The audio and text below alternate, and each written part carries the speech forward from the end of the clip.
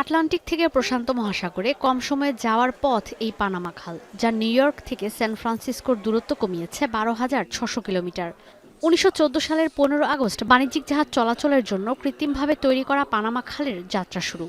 82 kilometre দীর্ঘ এই জলপথ এখনও বিশ্বের স্থাপত্য শিল্পের অন্যতম নির্মাণশৈলীগুলোর একটি। এখনও বিশ্বের অন্যতম গুরুত্বপূর্ণ নৌরুটগুলোর একটি এই পানামা খাল।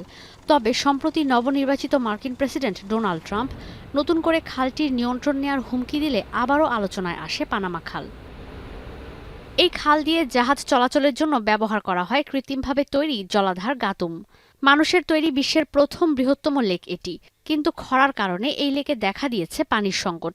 জলবায়ু পরিবর্তন চরম ঝুঁকিতে ফেলে দিয়েছে বিশ্বের অন্যতম বাণিজ্যিক এই জলপথকে, কারণ পানামা খাল দুটি জলাধারের যোগসূত্রে তৈরি হয়নি।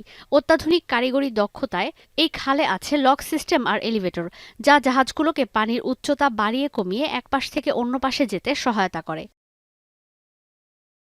এমন প্রক্রিয়ার প্রয়োজন পড়ে কারণ পানামা খাল যেখানে সংযুক্ত হয়েছে তার দুপাশের সমুদ্রের উচ্চতা দুই রকম। প্রশান্ত মহাসাগরের পানির উচ্চতা আটলান্টিকের তুলনায় বেশি। নিউ ইয়র্ক টাইমস বলছে এই প্যাসেজ পার করতে একটি জাহাজের জন্য প্রয়োজন পড়ে 5 কোটি গ্যালন পানি। গেল বছর গাতুনের পানি কমায় জাহাজ চলাচল কমে গিয়েছিল এই খাল দিয়ে। এই লেক পানামার 44 লাখ মানুষের অর্ধেকের সুপেয় পানির উৎস। লেকের পানির সাহায্যে আটলান্টিক প্রশান্ত মহাসাগরের এই রুট ব্যবহার করে প্রতি বছর $27,000 কোটি পণ্য আনা নেওয়া করা হয়। বিশেষজ্ঞরা বলছেন, বিশ্ব বাণিজ্যের গুরুত্বপূর্ণ এই পথের বিকল্প খুঁজতে তৈরি করতে হবে বিকল্প পানির উৎস।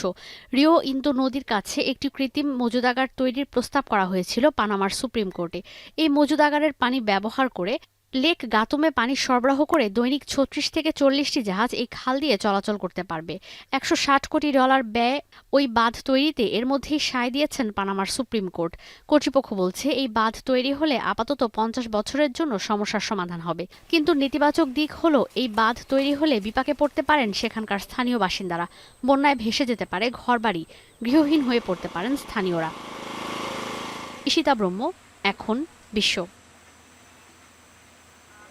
শিয়া বাটার ও ভিটামিন ই সমৃদ্ধ lily glam beauty soap. Lily, always beautiful.